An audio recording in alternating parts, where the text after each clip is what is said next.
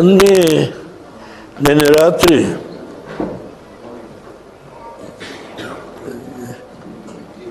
ಚರ್ಚಿನ ಮೇಲೆ ದಾಳಿ ಮಾಡಿದ್ದಾರೆ ಹೊರಗಡೆ. ಅದು ತುಂಬ ಹೇಯವಾದಂಥ ಘಟನೆ. ಆ ಥರ ಘಟನೆ ಆಗಬಾರ್ದು. ನ್ಯೂ ಇಯರ್ಸ್ ಈವಲ್ಲಿ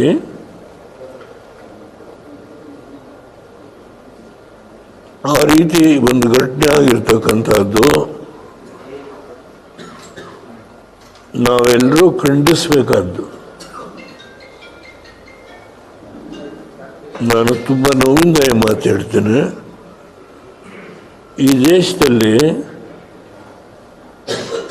ಎಲ್ಲ ರಿಲಿಜನ್ನೂ ಇದೆ. ಬರೀ ಹಿಂದೂಗಳಷ್ಟೇ ಅಲ್ಲ, ಮುಸ್ಲಿಮರಷ್ಟೇ ಅಲ್ಲ,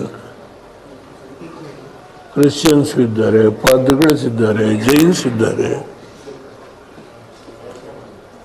ಸಿಖ್ ಸಮಾಜ ಇದೆ, ಬುದ್ಧಿಸ್ಟ್ ಇದ್ದಾರೆ. ಈ ಥರ ಘಟನೆ ಆಗಬಾರ್ದು.